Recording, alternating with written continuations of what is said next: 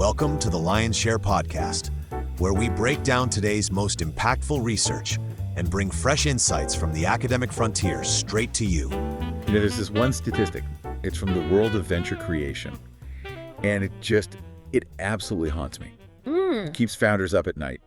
And it definitely scares corporate boards. I think I know the one you're talking about. You can be a massive Fortune 500 company or, a scrappy startup in a garage. Right. You can have, and I just love this phrase from the research, data up the kazoo. All the data in the world. You can execute a technically flawless product launch, and yet you still hear crickets. It's the silence that kills you, isn't it? It's not that people are angry. It's that they just don't care. Exactly. The market just shrugs.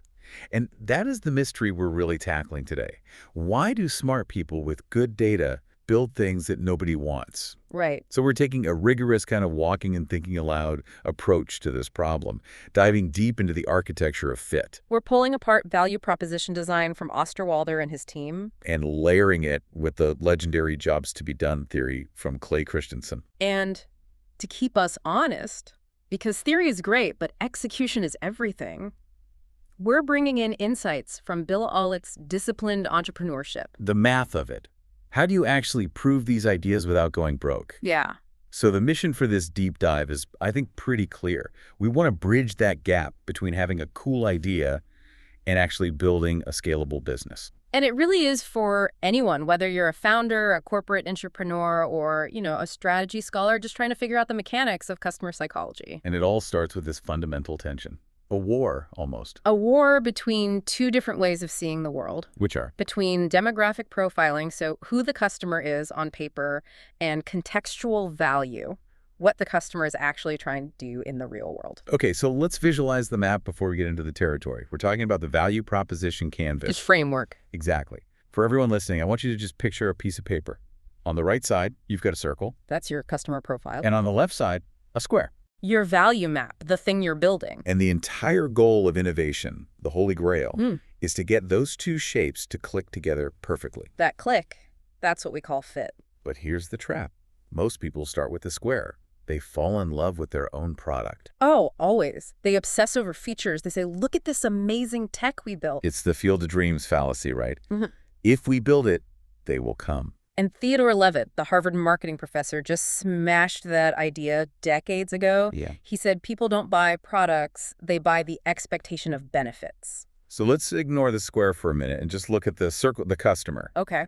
The research breaks this down into three very specific wedges. You have jobs, pains, and gains. And jobs is really the anchor here. And this isn't just, I need to buy a drill, is I need a hole in the wall. Or even deeper. Even deeper. I need to hang this shelf so my spouse stops nagging me about all the clutter. That's such a crucial distinction. A job is what you're trying to get done in your life. It's active. Exactly. And then surrounding that job, you have the pains, the risks, the annoyances, the obstacles. And the gains, the outcomes you're hoping for, maybe even some that are unexpected. Right. And only after you map all of that do you go back to the square. And you don't just list your features, you have to map them specifically as pain relievers and gain creators. And if your feature doesn't kill a pain or create a gain that matches what's in that circle. It's waste. It's feature creep. It's engineering just for the sake of engineering. This all sounds so logical, almost obvious when we say it. Yeah. But business history is just littered with people who got this wrong. And there's no better illustration of that than the McDonald's milkshake story. It's a classic for a reason. It perfectly exposes the flaw in asking who instead of why. So let's set the scene. McDonald's wants to sell more milkshakes. They're a sophisticated company. Massive amounts of data. Right. They segment the market. They find the quintessential milkshake buyer. Let's just say, men 25 to 35 professionals. Standard demographic profiling. Marketing 101 stuff. They bring these guys into a nice conference room. They ask them, how can we make this milkshake better for you? Do you want a chocolatier? Cheaper? Chunkier? Then the customers nod, they give feedback, they say, yeah, more chocolate would be great. So McDonald's spends a fortune improving the product based on that feedback. And stay flat.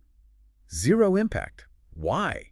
I mean, they did everything right. They listened to the customer. They listened to what the customer said about the product attributes, but they completely ignored the context of how it was being used. So Clay Christensen's team tries a different approach. They just stood in a restaurant for 18 hours straight, just watching. The fly-on-the-wall technique. And they found this pattern that the data had totally missed. 50% of the milkshakes were sold before 8:30 a.m. Wow. to people who were completely alone. And they always got in their cars and drove off immediately. That is a very specific context. Early morning, alone, in a car. So they went out to the parking lot and asked them this weird question. What job were you trying to do that caused you to hire this milkshake? And hire is the key word there. You hire a product to do a job. Turns out they all had a long, boring commute. They weren't quite hungry yet, but they knew they'd be starving by 10 a.m. And they needed something to do with their free hand while driving that wouldn't make a mess. Right. And this is where the fit concept gets really interesting. When you look at it through the lens of that Job, who is the milkshake competing with. It's not a milkshake from Burger King. Not at all. No. It was competing with a banana. But a banana, Oui. it digests too fast. You're hungry again in 20 minutes. He was competing with a bagel. But bagels are dry, they're sticky. You can't drive with your knees while trying to spread cream cheese on one. It's a safety hazard. It was competing with a Snickers bar. But then you feel guilty, right? Having candy for breakfast, that introduces a whole new pain, the guilt. So the milkshake was actually the perfect candidate for the job. It's thick, it takes 20 minutes to suck through that thin straw, it alleviates the boredom, and it sits heavy in your stomach. And once McDonald's understood the job, help me stay awake and full during a boring drive, they changed the product. They didn't make it healthier or cheaper? No, they made it thicker. They made it take even longer to drink. And sales went up 7 times. 7 times. That's the power of moving from product attributes to actual jobs. It changes your whole perspective. But jobs aren't always just functional, right? I mean, the milkshake is a functional job. Yeah. Fill my stomach. Right. But the sources break this down into 3 types, and I think this is where a lot of tech companies, especially, can slip up. Right. You have functional jobs like mowing the lawn or writing a report. Then you have social jobs. This is all about perception. Like, I want to look trendy, or I want to be seen as a competent professional. Exactly. And the third is emotional jobs. I want to feel secure. I want to feel good about this investment. And I think that's where a lot of products fail. They solve the functional job perfectly, but they totally ignore the emotional job. Or they ignore what the research calls supporting jobs. Ah, yes. The unglamorous stuff. What's a supporting job? It's things like being a buyer. You know, comparing offers, standing in line, or being a transfer. How do I get rid of this thing when I'm done with it? Right. Think about IKEA. The functional job is furnish my apartment. The supporting job is assemble this table.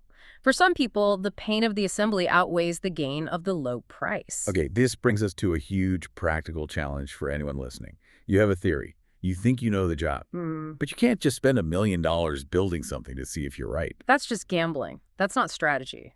And this is where disciplined entrepreneurship comes in. We need to talk about the MVP. Not the MVP. No, the MVP minimum viable product is often just a prototype. Engineers love it because it proves the tech works.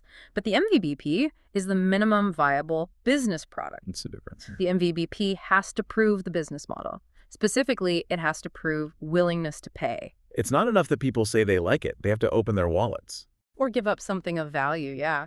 And the sources give some incredible examples of how to do this by, well, faking it.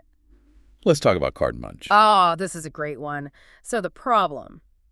Business people collect stacks of business cards at conferences, right? It's a total mess. They want those contacts in their phone. And the solution seems obvious. Build an app that scans the card using OCR, optical character recognition. But building high-accuracy OCR is incredibly difficult and expensive. It could take months of R&D. And if you build it and nobody buys it, you just burn all your seed funding. Exactly. So what did? They looked the job to be done. The customer didn't care how the card got into their phone. They just wanted it done. So they didn't write the complex code. No. They built a simple interface where you just took a picture of the card and hit upload.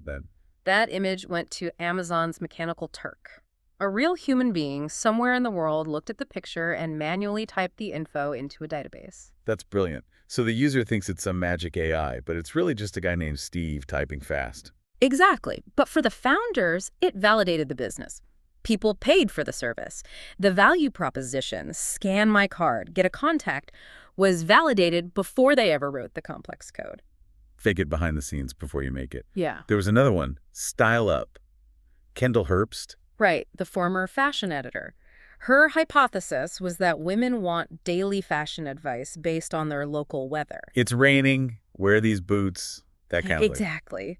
Did she build some complex AI styling algorithm? I'm guessing no. No, she literally looked up the weather in her zip code, found a matching outfit image online, and just emailed her friends. She was the algorithm. And when the open rate stayed high, she knew she had a business. Then and only then do you go and hire the engineers to automate it. The takeaway here is that you are testing the fit, not the technology. I want to pivot here because the sources bring up a really sharp critique of how we usually think about customers. We talked about the milkshake demographics, but there's this concept of the Jane moviegoer fallacy. This is a direct attack on static personas. You see them in marketing decks all the time. Meet Jane. She's 28, upper middle class, and she likes action movies. Sounds reasonable enough. Why is it a fallacy? Because it assumes Jane is consistent. But the research argues that Jane is actually two completely different people depending on the context. Okay, walk us through that. Context A. It's Friday night. She's on a date. What's the job to be done? Shared fun, connection, maybe some romance. She probably wants a movie that sparks a good conversation afterwards. Right. Now, context B. It's Wednesday afternoon. She has her 2 kids. It's raining outside, and they are just bouncing off the walls. The job is keep them quiet for 2 hours so I don't lose my mind. Exactly. Same demographic, same Jane, totally different value proposition. If you market the romantic connection movie to the stressed mom context, you fail. So value propositions have to target the context, not just the profile. Precisely. And if you think that's complicated, wait until you get to B2B. Oh boy. Corporate entrepreneurship. The sources suggest that in B2B, the customer is basically a work of fiction. It is. In B2B, you're never selling to a single person. You're selling to a buying center. It's this whole web of stakeholders. Who are the players in that web? Well, you have the end user, the person who actually uses the software. You have the economic buyer, the one with the budget. You have influencers and recommenders. Okay. But then you have the scary one. The saboteurs. The people whose jobs might be threatened by your innovation. Give me an example of a saboteur, because that sounds almost villainous. It's usually not malicious. It's just rational self-preservation. Imagine you're selling automated accounting software. The CFO is the economic buyer. She loves it because it saves money. Makes sense. But the head of accounting, he manages a team of 20 people who do data entry. If your software works, his department shrinks. He loses status. He loses power. So he becomes a saboteur. He'll find technical flaws. He'll delay meetings. He'll kill the deal from the inside. Exactly. He has a functional job, which is preserve my department, and an emotional job, which is fear of irrelevance, that directly clash with your product. So the sources argue you actually need a separate value proposition canvas for each stakeholder. You absolutely have to. You need a value prop for the CFO, one for the end user, and this is key, a value prop for the saboteur. Maybe it's about job security or upskilling. If you don't map the saboteur, the deal just dies. And you'll never even know why. Wow. That's a huge insight for anyone in B2B sales or corporate venturing. And that whole process is a journey. The sources talk about fit not being a one-time event. It happens in 3 stages. Okay, let's run through them quickly. Stage 1 is problem-solution fit. This is on paper. Do you have evidence that customers even care about these jobs and pains? The interview phase. Right. Stage 2 is product-market fit. This is in the market. Do they actually buy and use your MVBP? This is the card munch phase. And stage 3. Business model fit. This is in the bank. Can you scale it? Is it actually profitable? A lot of startups die between stage 2 and stage 3. They have users, they have hype, but the unit economics just don't work. And speaking of scaling, disciplined entrepreneurship has this fascinating metaphor about the team you need. It's hunters versus farmers. I love this distinction. Break it down for us. When you're starting, you're targeting a beachhead market, a very narrow, specific target. To win that, you need hunters. Okay. These are the people who love the chaos, who figure things out on the fly, who break down doors. They are the 0 to 1 people. But once you win that beachhead market, You need to grow it. You need farmers, people who nurture relationships, who optimize processes, who harvest the value. They're the one-to-end people. and the problem is companies mix them up. All the time. They keep the hunters in that beachhead market for too long, and the hunters get bored. They start breaking things just to have something to fix. Or worse, they send the farmers to go find the next new market. And the farmers get eaten alive. They're looking for structure where there is none. It's about aligning the organization with the life cycle of the product. We have covered a massive amount of ground today. From milkshakes to mechanical Turks to corporate saboteurs. We have. Let's try to distill this into some actionable takeaways for our listeners. Let's do it. First up, value proposition design. It's the process of aligning your square, your value map, with their circle, the customer profile. If they don't click, you don't have a business. Second, jobs to be done. Stop looking at demographics. Start looking at the causal mechanism, the context that drives a purchase. Remember, you're competing with bananas, not just other burgers. Third, the MVBP. Test the business assumption, that willingness to pay with the absolute least amount of effort. Don't build the algorithm until the human version works. Okay, so what should people actually do tomorrow morning? The sources are really clear on this one. Get out of the building. GOB. You cannot design value propositions in a conference room. You have to go observe. I'd add the 5-second test. Put your value prop in front of a total stranger for 5 seconds. Take it away. Ask them what it was. If they can't tell you, you have a communication problem. And finally, rank the pains. This is critical. Customers have extreme pains and moderate pains. Too many entrepreneurs solve moderate pains. Nobody pays for that. You have to target the top 3 extreme pains. I want to leave everyone with a final provocative thought to chew on. Just think about your own product or service right now. Are you improving it based on attributes? Trying to make it chunkier or cheaper? Or are you improving it based on the job making the commute less boring?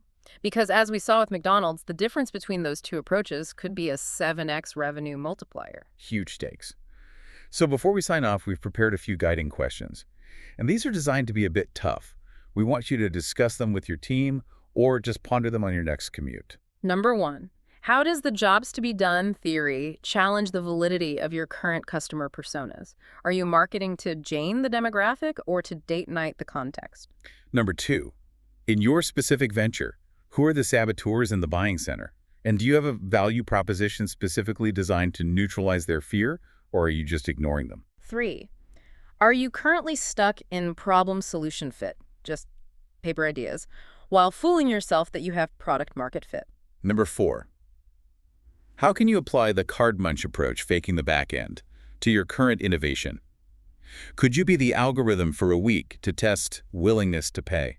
5, does your organization distinguish between hunters and farmers? And are you accidentally sending farmers to find new territory? And finally, number 6, how does the context of your user change their definition of value, and does your product actually adapt to those shifting contexts? Thanks for walking through the canvas with us. It's time to get out of the building and find some jobs to be done. Hey there. Thanks for tuning into the Lion's Share podcast. If you enjoyed today's discussion, share it with a friend and join us next time for more ideas worth talking about. We'll see you next time.